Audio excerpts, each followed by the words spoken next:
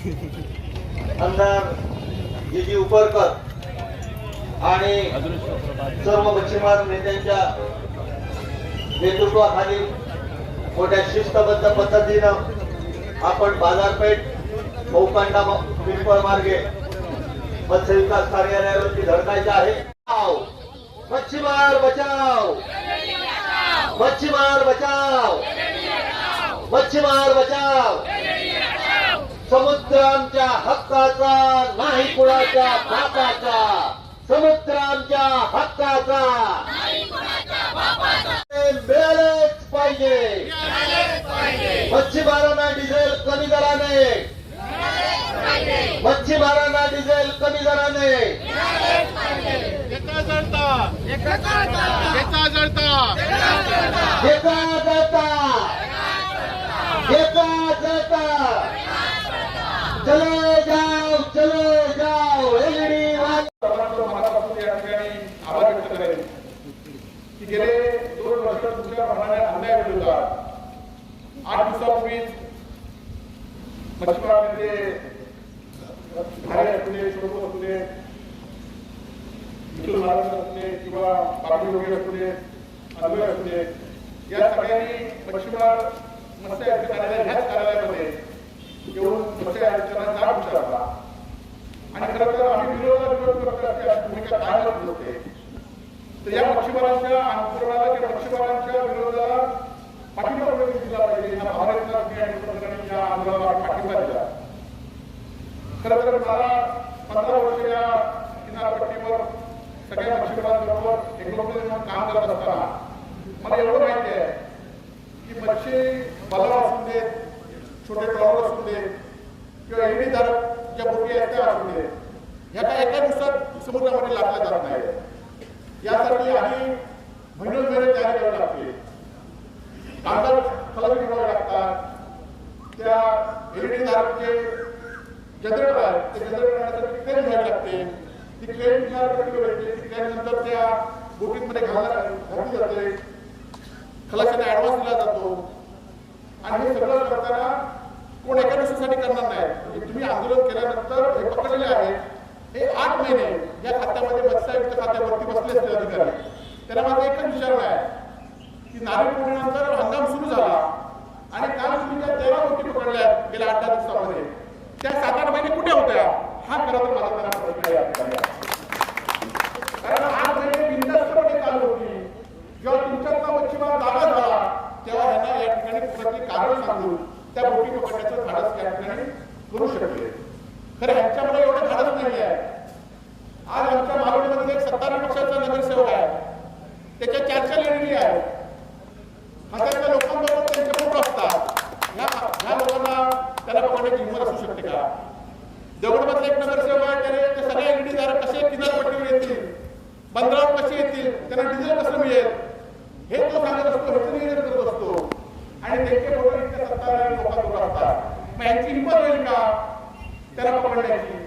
आणि म्हणूनच आपण सर्वांनी खरं तर कायदा कोणाला हातात घ्यायचा आहे, परंतु जर आपण हे आंदोलन तीव्र नाही केलं, आज पोलीस अधिकारी सुद्धा या ठिकाणी आहेत, पत्रकार मित्र आहेत, गेल्या वर्षभर आमच्या माणसांनी पापलेट खाल्लं नाही, तुम्ही खाल्लं काय मला माहिती नाही, पापलेट बाजारात मिळत नाही, सुरमई बाजारात मिळत नाही, परंतु आज याच राज्याचे मत्स्यमंत्री काय करताय की राज्याचं निर्यात जे आहे ती दुप्पट झाली आहे, बरोबर दुप्पट झाली आहे, कागदपत्र दुप्पट झाले आहे, वस्तुपत्र दुप्पट झाले आहे।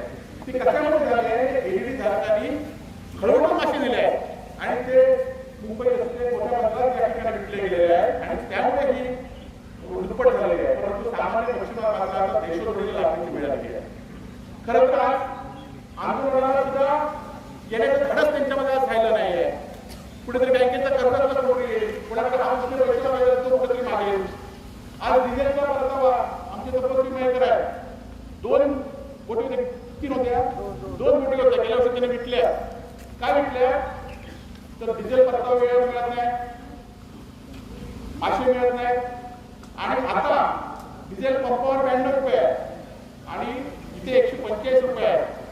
तरी पण हे काय सांगता आलं कुठे बातमी असली की आमदार, खासदार आणि मंत्री सकारात्मक आहेत, आम्ही हे डिझेल कमी होणार।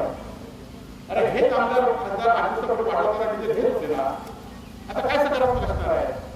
त्यामुळे आपण सांगितल्याप्रमाणे आमचा हा लढा एलईडी धारकांना सत्ताधारी जे पाठिंबा देत आहेत त्या सत्ताधाऱ्यांच्या विरोधात सुद्धा आजच्या काळात दरवर्षी कासव महोत्सव भरवला जातो.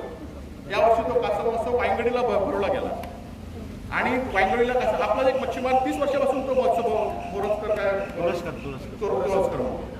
30 वर्षापासून कोणाचा पाठिंबा नाही काय नाही, पण ते कासवाला बोलवतात. काल त्यांच्याशी पत्रकार मित्र बोलत असताना मी बाजूला होतो, ते काय म्हणाले, दरवर्षी 300-350 कासव आम्हाला मिळतात, यावर्षी फक्त 70 कासव मिळाले.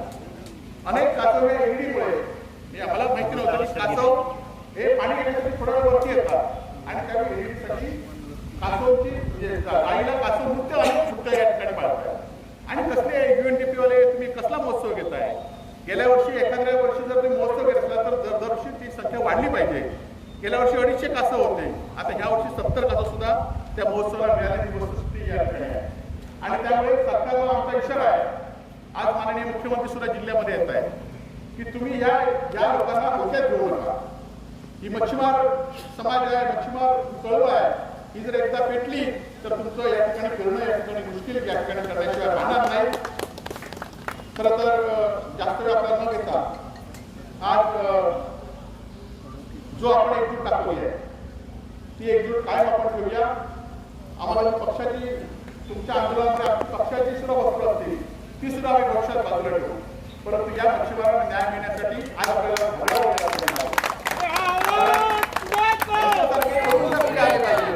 तर या ठिकाणी ही मच्छीमार टिकली पाहिजे.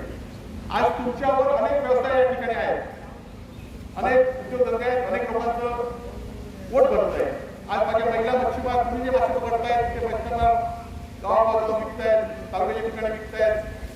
आज ह्या सगळ्या गोष्टीसाठी आपण सगळ्यांनी नुसत्या मच्छीमारांना नाही तर सिंधुदुर्ग जिल्ह्याच्या जनतेला सुद्धा आव्हान आहे की एलईडी धारक सुरू झाली तर या येणाऱ्या काळामध्ये या समुद्रामध्ये किनारपट्टीच्या वेळावरती मासे शिल्लक राहणार आहे. खरं तर अनेक पत्रकारांनी अनेक सोशल मीडिया धारकांनी एलईडीचे फोटो दाखवले. जर आम्ही हे फोटो दाखवले असते, अनेक प्रकारे फोटो दाखवले असते तर लोकांना पटले नसते.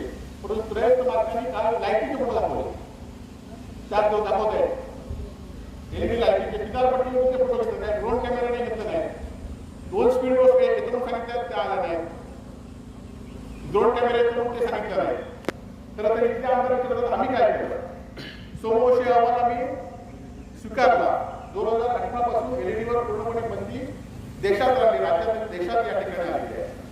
आज पर्सेंटेज धारकांना सुद्धा बंदी काही कालावधीत दिलेला आहे. आज आम्ही छोटे मच्छीमारांच्या सगळ्यांच्या पाठीशी आम्ही आहोत, येणाऱ्या काळात सुद्धा आम्ही राहू. परंतु जर सत्ताधाऱ्यांनी अशी भूमिका घेतली की एलईडी धारकांबरोबर हप्ते मिळतात म्हणून फोटो जर लावला नाही तर तुम्हाला त्यांचा मान करणार नाही आणि त्यामुळे कोणाच्या विरोधात आमचं आंदोलन आहे. पण सत्ताधाऱ्यांनी जर भूमिका बदलली नाही तर ह्याच्याकडे सुद्धा आम्हाला आंदोलन तीव्र करावं लागेल. पुन्हा एकदा आपण जमलेल्या सर्व मच्छीमारांचं मनापासून या ठिकाणी स्वागत करतो आणि या ठिकाणी थांबतो. जय हिंद, जय महाराष्ट्र. विषय करून आपण खऱ्या अर्थाने हे दाखवून देण्याची गरज आहे.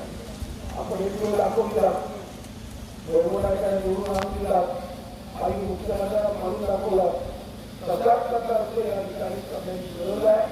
आणि आज हरिकोपरेकर शेवटने काय केलं मच्छीमारांसाठी ते आपल्याला सांगितलेलं आहे.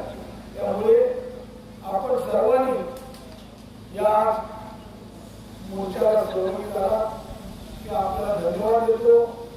आणि अशा प्रकारचे एलईडी आणि डिझेल किंवा वाढलेल्या कॉम्पाऊंडच्या डिझेलचा दर प्रत्यक्ष आशीर्वादला मच्छीमारांना सोसायटीला मिळणारा डिझेलचा दर बघितल्यानंतर फरक डिझेल परतावा घेऊन पण होणार नाही. आणि म्हणून मच्छीमार हवाली झालेले आहे. 2 महिने मच्छीमारी करायची आहे. समुद्रात गेलो, डिझेल जाळलं तर मासे किती मिळतात हे आपल्या सर्व मच्छीमारांना माहिती आहे. म्हणूनच या मोर्चाचं नियोजन केलं होतं की वेळ चुकली असेल तर तातडीची वेळ होती. तातडीची वेळ करण्याची गरज होती. लोकांना कळलं पाहिजे पर्यटक येणार आहेत, त्यांना जर मासेमारी बंद केली केलेलं आहे. म्हणूनच आपण सर्वांनी या मच्छीमारांच्या मोर्चाला सहभागी झाला त्याबद्दल आपल्या सर्वांना धन्यवाद देतो. या ठिकाणी एक कोडेकर अभिनंदन करतो. पारंपरिक मच्छीमारांच्या पाठीमागे उभं राहण्याचा या मोर्चा काढला त्याबद्दल त्यांना धन्यवाद देतो. समुद्र आमच्या हक्काचा, समुद्र आमच्या हक्काचा.